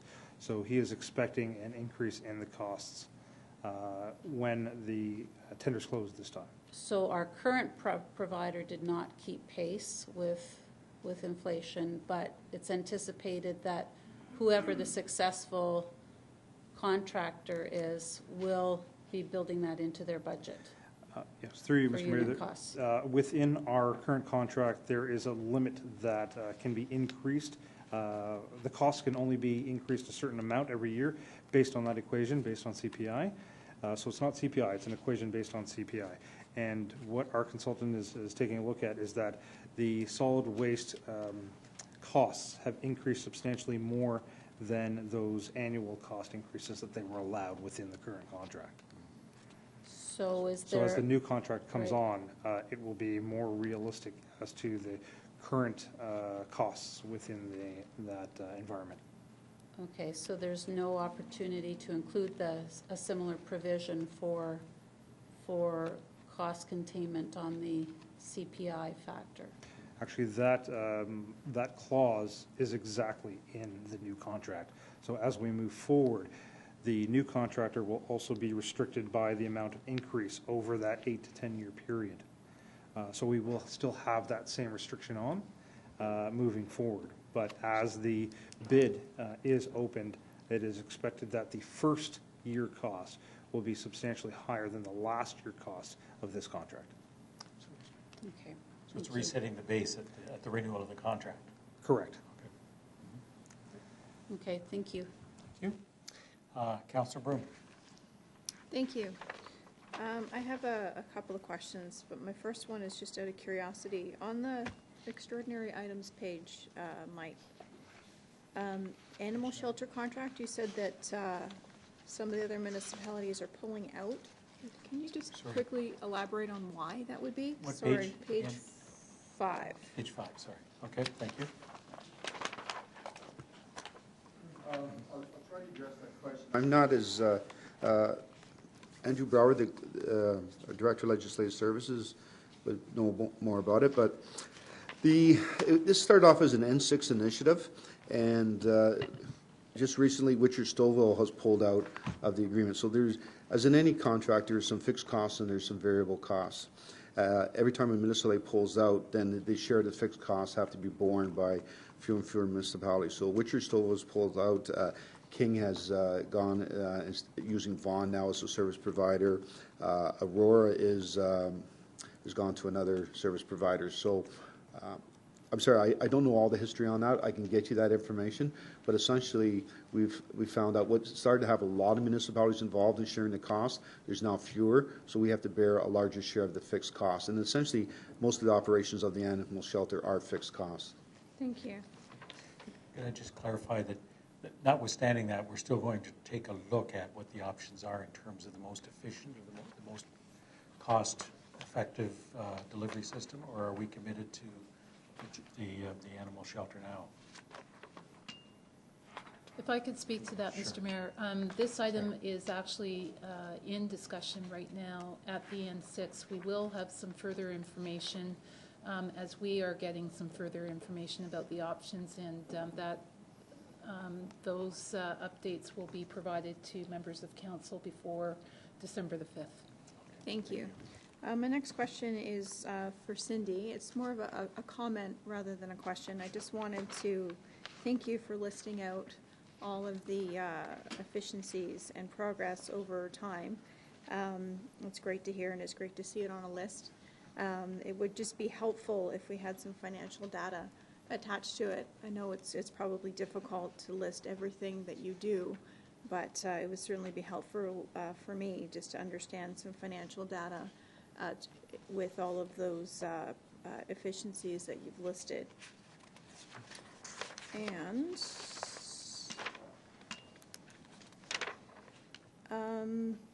Lynn, just out of curiosity, the pie that you showed on page 14, I'm just curious, and again, you can get this to me later, what that looks like year over year. Just out of curiosity to see how that fluctuates. I know a lot of those items are out of our control, but I'd just like to see how it changes. So on Page 14, the pie on page 14, just year over year. And my last question is Wanda. I just want to make sure that you're happy with the response rate. I know that we have to have strong, engaged citizens in order for us to get efficient data. Are you happy with the response rate that you're getting? Are you feeling that you're getting enough residents to respond? So I guess that the budget challenge includes a budget engagement challenge. And, you know, given the resources, when we go out to budget engagement, we have taken on where we actually go find people at things like Touch a Truck, where we see, you know, a few thousand people come. We make sure that we promote our budget engagement, have people fill out the budget tool that's on our website. We actually doubled the amount of people doing the budget game this year, so we were quite pleased with that. And but would we like to see more? Absolutely. We look at it as a litmus test, an opportunity to get people engaged, but we rely on things like our community survey for more scientific data, but would absolutely love to see more engagement, for sure. And just from, through you, Mr. Mayor, it's just from a customer relationship management perspective, are you taking into account the tickets that come in? Are you encouraging them to engage and looking at some of the things that you're hearing from customer service when you're looking at the budget? Is it just from the public that you're receiving, or are you receiving it from the public who are engaged with, say, having a concern with their garbage pickup and so on? So we, in communications, and I know across the board, we'll look at customer service data. When we look at, you know, if we see increased call volumes in sidewalk snow plowing, for example, then we'll try to get more information out. But with the budget engagement, I think we go to the community satisfaction survey, value for taxes, for the more scientific, but I think that's definitely an interesting concept that we could look into more. Thank you. Thank you. Could I just clarify, how many responses have we received in the outreach? So far, we've had over 500 respondents on our budget game that's online right now. We've engaged thousands through Touch a Truck, through the farmers market. Trying to think where else we've been. I know we've been to a few places. We had a budget game that we engaged some of our ratepayers associations, and that's been quite successful. So that's just as a matter of comparison, I see that that in the Aurora budget presentation, they had 132 people respond. So in terms of the scope of interaction that we have with our residents, it's substantially significant. Thank you. Okay, good. All right. Okay, Councillor Twinney? Thank you, Mr. Mayor. Through you. Just a few questions. Page 5, with regards to the hydroelectric costs, that we're looking at, you know, basically $500,000 in increase in hydro costs. And this is taking into account our savings that we had through our LED program, Honeywell, et cetera. Do we have any idea what that dollar amount would be if we hadn't done that? Just to give us an idea of what kind of savings we've seen from that. Mr. Kalamuru? I don't know if you can answer that automatically off the top of your head, but. No, unfortunately, through you, Mr. Mayor, I don't know off the top of my head, but again, what the expected increase was about 3%. So it is a tally of also avoided costs. So instead, this number would have been much higher if it wasn't for the retrofits through the Honeywell project. And this number also includes the payback of that project. So within those numbers are the payback of that project, and I don't know if the treasurer would like to elaborate on that. But for example, as recently as this summer, we've tallied the cost savings from that project, and in just talking utility costs, not maintenance cost, it was over $340,000. That's the savings that we had in this year through the the LED program? From November 2014 to October of 2015, those were the savings in just utility cost. Okay. Not maintenance costs. That would be above and beyond that. Okay, great, thank you. And replacement costs would also be above and beyond that. Okay. So. Right. Okay, that's helpful. Thank you. Can you, through you, Mr. Mays, can you explain again what this revenue right-sizing phase-in is again? I'm not sure I'm 100% understanding what that is again. Mr. Mays? Mr. Mayor, as part of the 2016 budget, we identified that we had been submitting budgets over the years which were unattainable. It was most identifiable in the recreation area, but it wasn't just the recreation area. There was throughout the organization that we had found that we had been increasing our revenue budgets going back about 10 years. We've been putting them to unattainable levels, and it's just been creeping up. So every year as we set a new budget, we based it upon the previous year's budget, but we didn't take a look at it as are we even achieving that budget. So in 2016, we made an adjustment. We identified that the total impact was about $1.5 million that we had to adjust the budget for. In the 2016 budget, we made adjustment for 90% of that, $1.35 million, and found savings and cost reductions to account for that. And that's one of the reasons you see a significant drop in the base budget in 2016 for that reason. But at that time, a decision was made to also defer 10% of that, to not adjust for the full 100% of the revenue right sizing in 2016, but to defer 10%, which is $130,000 to 2017. So for the 2016 budget, we drew from reserves with the intention to adjust it in 2017. Right. I can dig out the information from the 2016 budget to substantiate that. No, I remember now. So moving forward, is this something that we need to keep in check and balance as well, so it doesn't creep up again? And how do we Absolutely. Moving forward, it is something we have to keep in check and balance. And that is why, for instance, when we set the fees and charges and the targets for 2017, we only established 1% as the target for recreation to make it an attainable target. We set 3% overall. It's something we as we do, and we've been very good on the expense side to make sure that we have the appropriate budgets for our expenses. We also are constantly doing that on the revenue side as well to make sure that they are attainable as well, so we don't end up with an issue like that again. Okay, thank you. Sorry, just a couple more. Sure. Page 22, we are showing a employment sort of drop in 2021, and I'm just wondering, how did this projections come? Like, how did we come across this?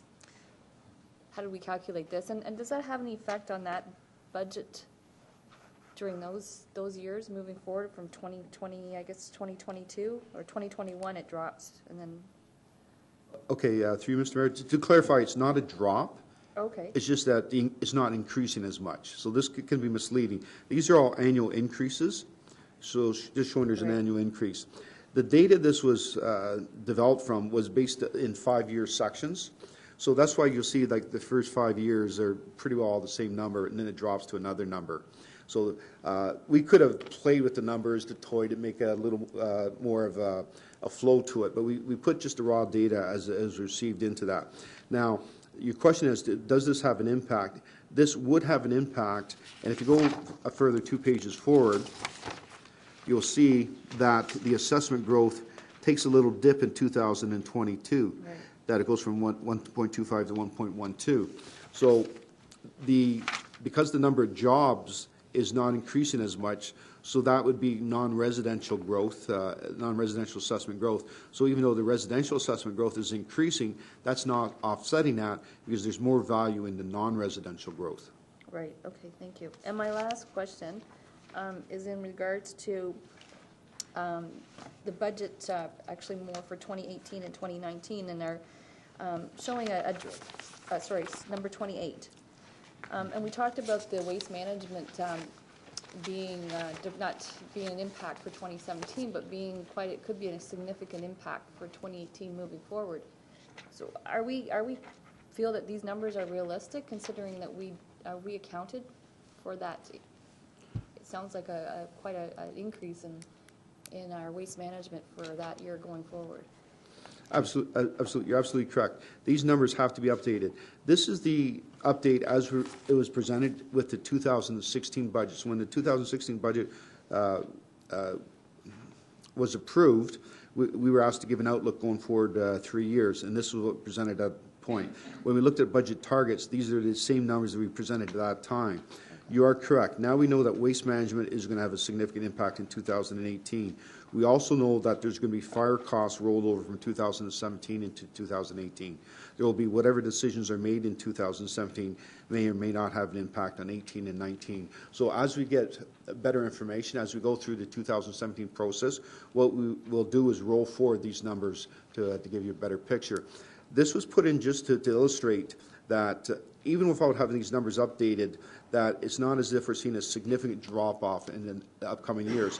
If, for instance, that 2018 number showed that it was less than 1% for some reason, then we know there'd be an opportunity that we could defer some costs from 17 into 18. So this is a tool for council that is that it makes decisions that impact on future years. They can do that. So to make this tool usable for you for 2017, we will update it as we get more information.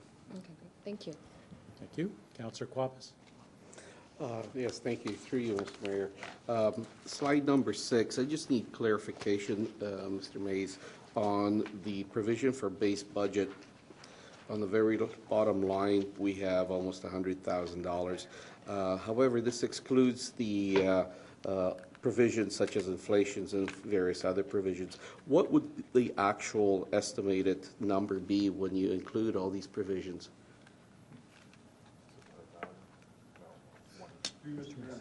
Based upon the budget estimator that I've developed, the cost of living, the CPI, we don't have the most up-to-date number, but if we use a rough number, about 2%. We looked at some of the major expenses are included in here, but there are some that aren't. We're having some increases in our fees and charges. Based upon all that, the fact that we're starting almost $100,000 in the hole, I would project that this needs to be increased by $1 million. So the actual number that we should be looking at is $1 million. Now, saying that I will admit that has a bit of shock value to it. I mean, that is prior to doing any of the mitigation measures that we could do. We've given you some of the extraordinary items. I mean, we could say we're going to reduce some of those amounts. We talked about efficiencies and we talked about budget cuts. I mean, perhaps, as I said, that I don't believe either of those, they make a full solution, but they can make a partial solution. So it is possible to reduce that number somewhat, and that is what staff is working on at this time. But just in raw numbers, that is what it would be. Thank you. Thank you. Regional Councillor.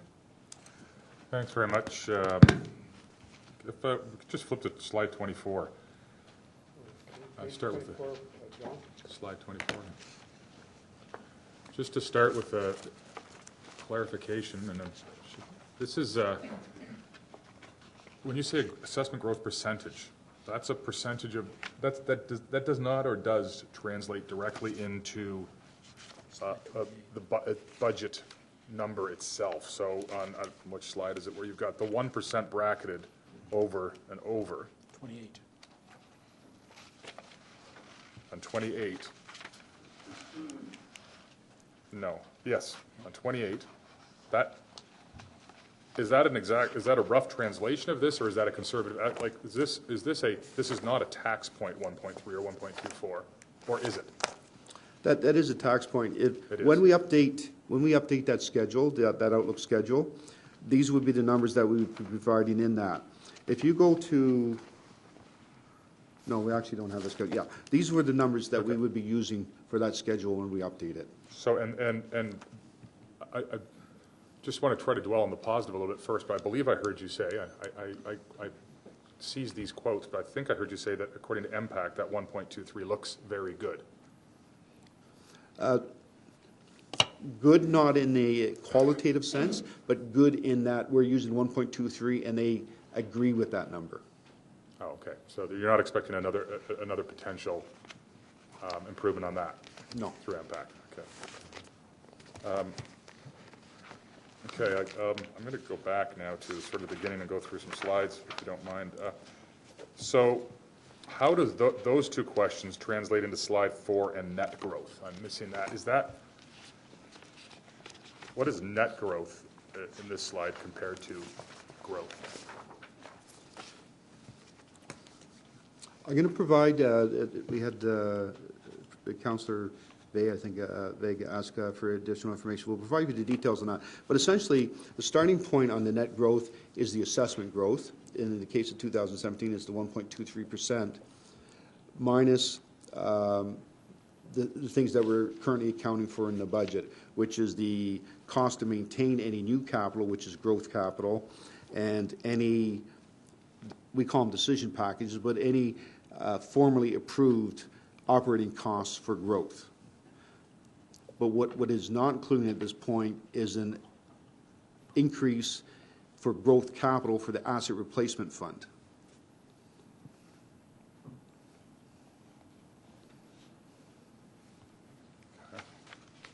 And that is an exercise you're saying, that is the exercise you referred to before that we hadn't really been doing previously to the degree we should have, which is taking the growth number and then applying the cost of that growth from an operational perspective.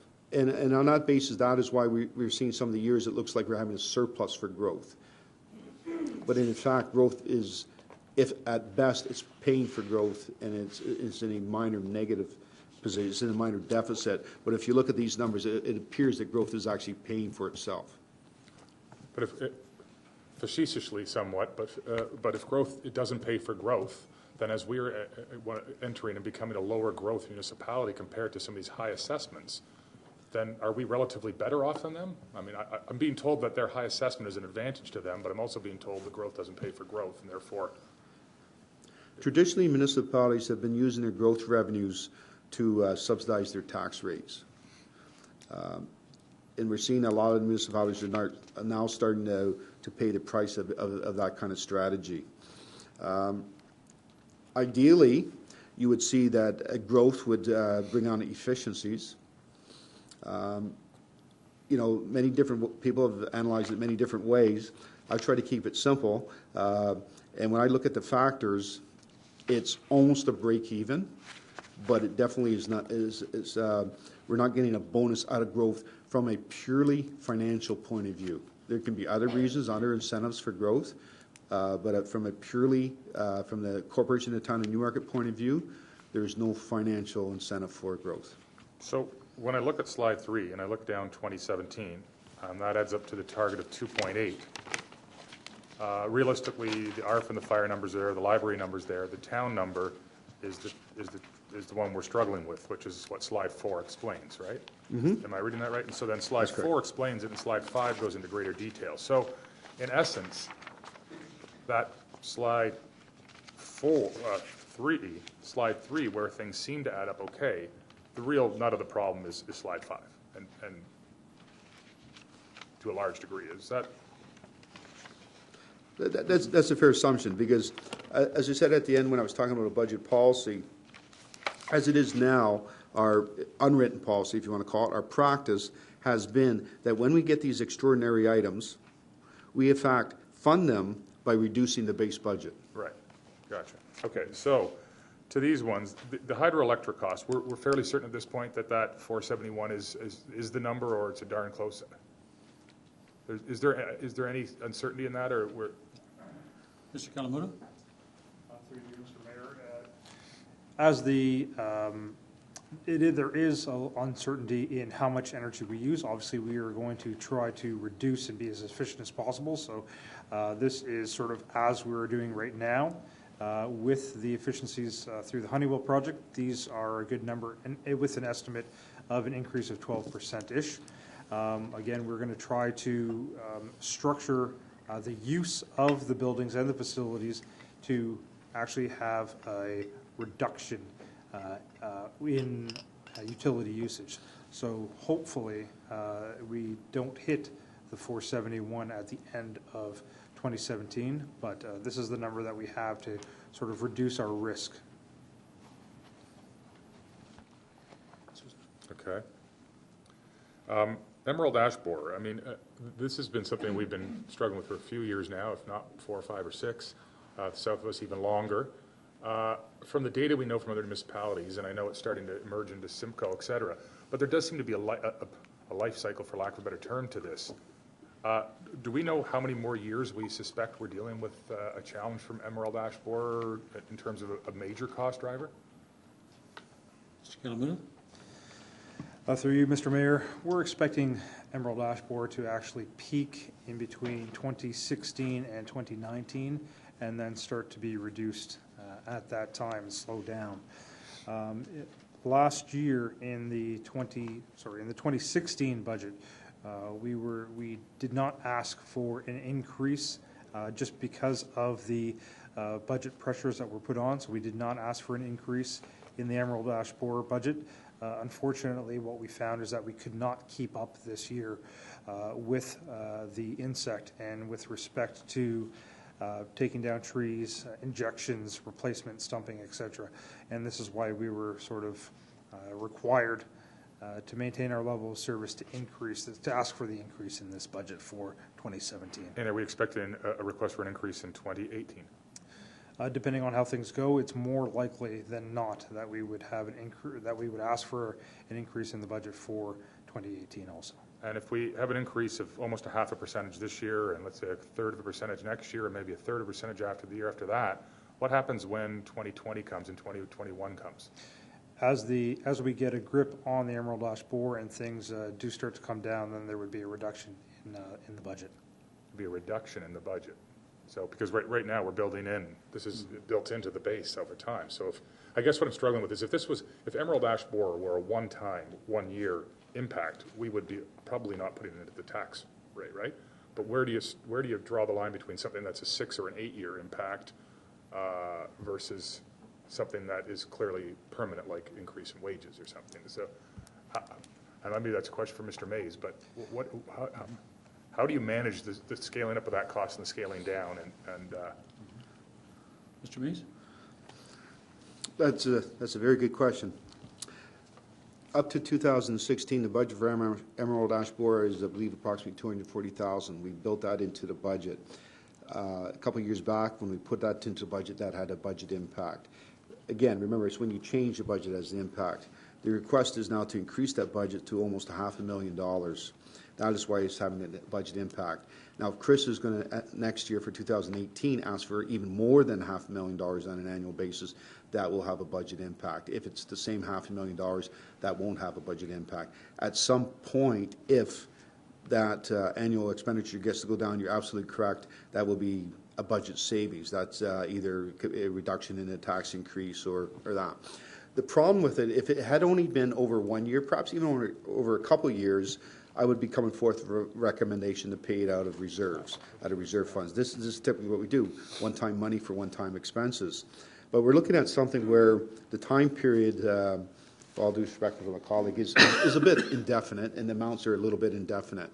If I knew that this was a specific project, it was going to have a $1 million price tag, it's almost a capital project, we get a budget for it on that basis. The numbers I'm hearing, I'm looking at something that's going to be $2-3 million. I'm not really even sure. That's very difficult to fund that out of reserves.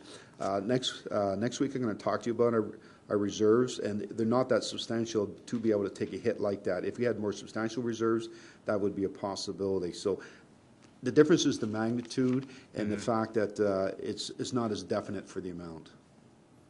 okay, yeah, I mean, I guess maybe after this year, or we want to look at some sort of blend of approach or something, or if we can get data from, let's say, Avon, where they appear to have started dealing with Emerald Ash Borer 2 or 3 or 4 years in advance of us. Are they starting to see it? And what was are they starting to see a reduction in costs, and how quickly? Or maybe there's some sort of balance there. I don't know.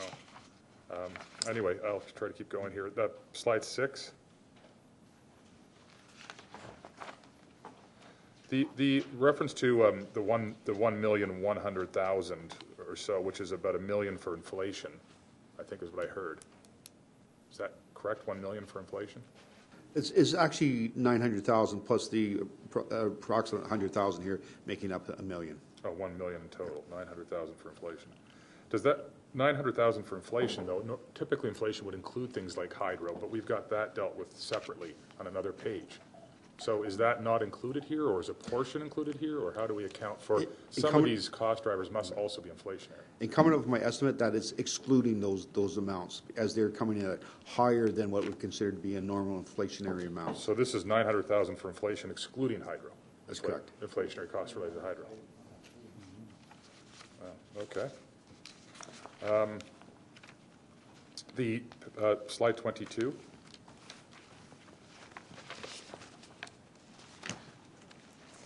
I stand to be corrected here, but this one's got me a little thrown off. This year, 385 increase in employment, so I assume that's jobs, 385 jobs, to 923 people. Is that correct? That's correct.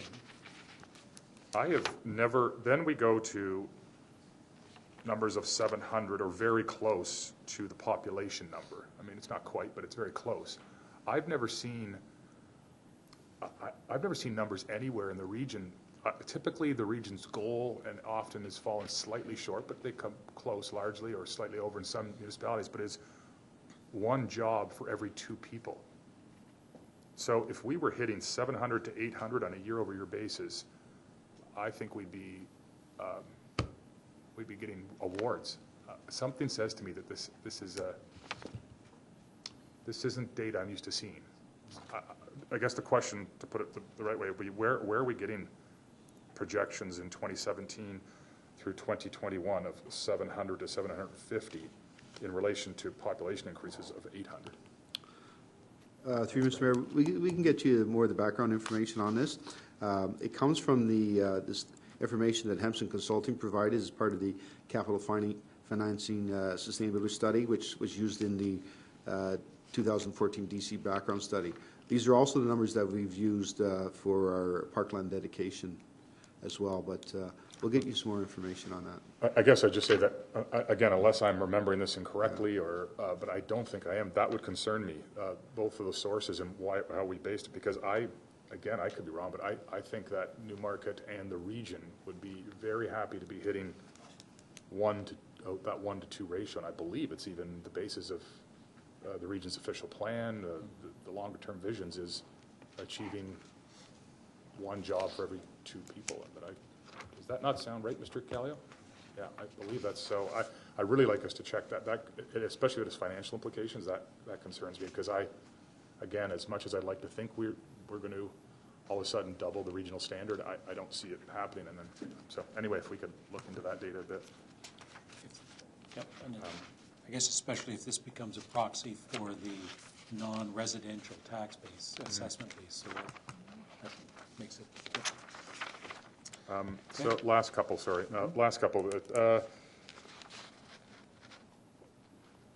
Slide 28, which is the one moving forward. So this is right now.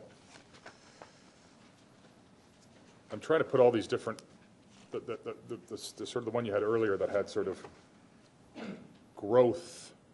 I forget what it was, but like that 0.5 for growth. Now we're back to 1 for growth. So am I reading this right then, that if this 3.11 had 0.6 for ARF, is that kind of where you're going right now, or am I missing other things that aren't? I notice ARF I don't think is in here. Yep, it's excluding it. What are we projecting if you include all of the concerns and things you've laid out for us earlier? Or am I jumping ahead to next week? You're probably jumping ahead to December 5th, but just a couple of things. There is a bit of an apples and oranges here. So if you use that 3.1, what is shown here for assessment as the 1%, that's the assessment growth. That's just the revenue. It's not the expenses. There's an, yeah, so that's just the revenues. So it's a completely different number. It has fire in at a higher number than it is. But in very simplistic terms, if you wanted to, this does not have, as you said, this does not have the 0.6 in for ARF. So this would be somewhat similar to the 2.2% target that we have for the base. So if you think of that, the difference between the 3.1 and the 2.2 is approximately $500,000. I mean, there's other things in there, but in very, very rough terms. So going from 3.1 to 2.2 was $500,000. Adding on the hydro, which wasn't known at that time, is another $500,000. That's not how I came up with the million, but That is roughly the $1 million we're talking about.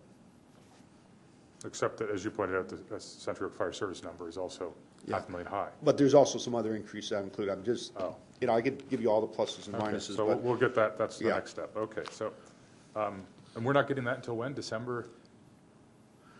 it was, well, I could try to get it to you before December 5th. That would be great. I mean, but I'll have to see when we actually get our proposal for the 2017 budget finalized at that time. That is not the intention at this time for next week. Next week, we're going to be concentrating on capital. Okay, and the 2018, and it's been alluded to by others, but I think I heard you suggest at least waste services and waste management and fire services will have some upside impacts, or they will be key drivers in the 2018 budget. Are we going to be getting a glimpse of how substantial those are as part of this budget cycle? On both cases, yeah? Fire services as well? Yeah. As soon as we have those numbers available, we'll put those in. As we've identified from this, we know that the growth numbers have to be updated. It doesn't have the waste management. We have some rollover of fire costs. So there's a few things that have to be updated for 2018-19. You know, perhaps 2020 hindsight, I shouldn't have included this slide. I just included to show that even with imperfect information, this was some of the stuff we already know at that time. This does definitely have to be updated. Okay, I'm pretty much finishing here, but slide 26. We are not alone. I guess what I would really appreciate if we can work towards getting this is, and if maybe we could use the municipal comparative we use for human resources purposes, but can we get the chart we have earlier, 2012 to 2017 tax increases, can we get that for our municipal comparators? And also, to be fair, their assessment growth rate, because I suspect they've got much more assessment growth. But can we get some comparative data? Great segue. AMO has a new analytics tool, and it's called MIDAS, and that's Municipal Information Data Analysis System. And it's on the 8th, and I've just forwarded a note on to Mr. Mays. You need to sign up to it, but it will do comparables with other municipalities as a group. And I can forward it on to members of council, the details that I've received on that. And it's just been launched recently, so that might be a tool that'll be able to help us.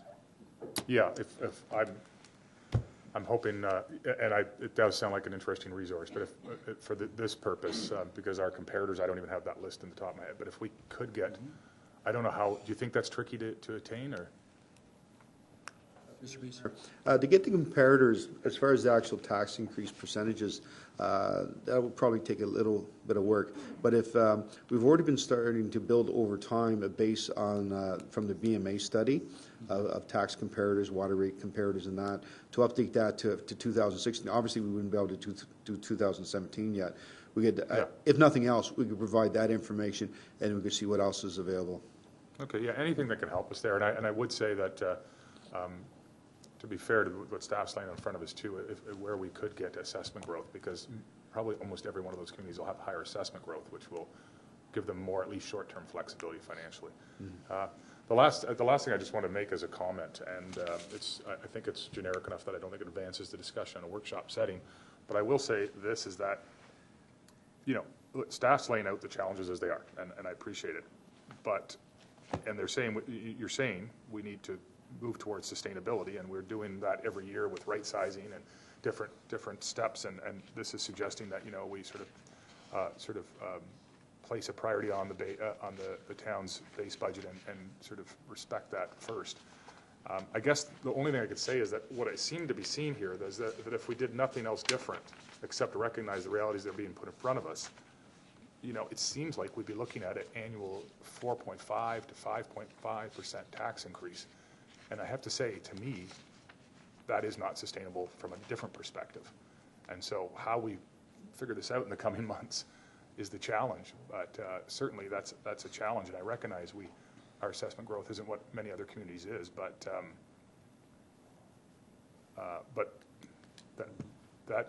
as I said, it presents a challenge of a sustainability challenge of a different sort, and that's, you know, the one we have, which is understanding and respecting the public's input. And I accept the data we get, But, you know, I think as we all know, the public has a way of wanting both, you know, the service levels or greater service levels and lower taxes. And, you know, and so it's an area we do have some expertise in, is where is the public's pulse on this?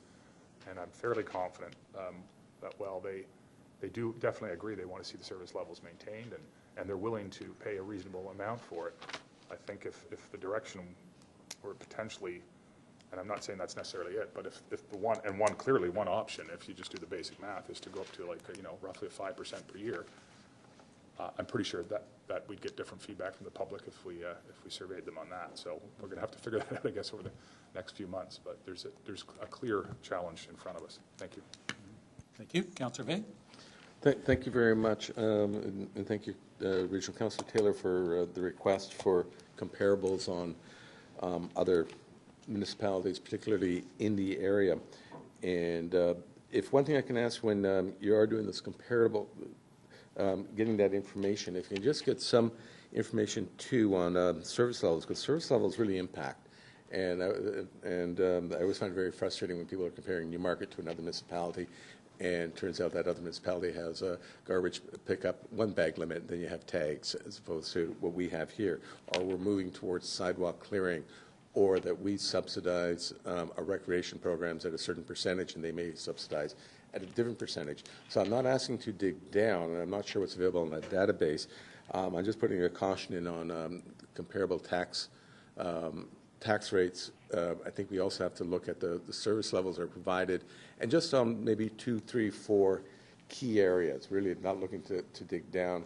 I mentioned 3 of them already. Perhaps other members of council could mention one more, but those that would have a significant impact on that tax rate, because if we are going to do that comparison, I do want to look at service levels also, because I'm sure I can find municipalities that a tax rate is lower, but the service level is way lower too, or another municipality whose tax rate is higher, and quite frankly, they are providing more services and making greater investments in the community. So anything that you think that would be significant impact on that, if you can just please include that information, not looking for you to dig deep, just identify 3, 4, 5 that you know are drivers when it comes to things like that. Even the amount of the I guess square kilometers of parks that they keep clean or maintain or something like that. But something that does have a significant impact on a tax rate that is a service. Thank you. Thank you. Now, my understanding is that a 1% tax increase is equivalent of about 562,000. What I drew from this, is that about right? Mr. Mayor, pretty close. $551,795. Okay.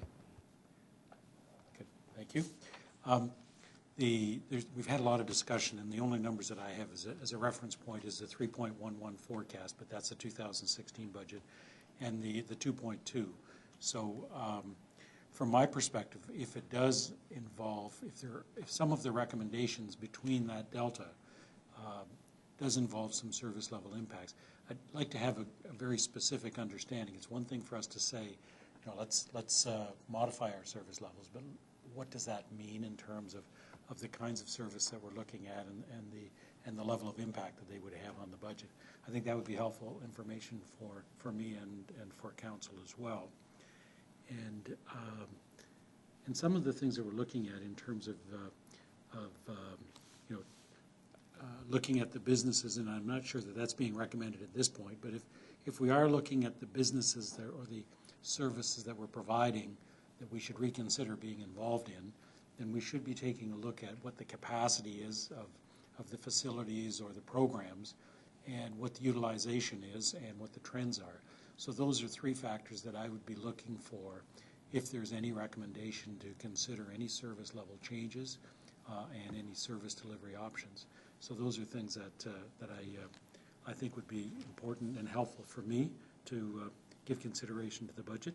But other than that, I think we've seen a lot of really good questions from members of council, good clarification, and indeed we do understand there's a big job ahead of us.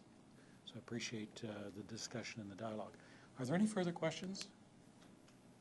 There being none, since I know, Since this is not a meeting, we can't adjourn, so if it's a workshop, we'll stop working, okay? So I'll adjourn. Thank you. Yeah,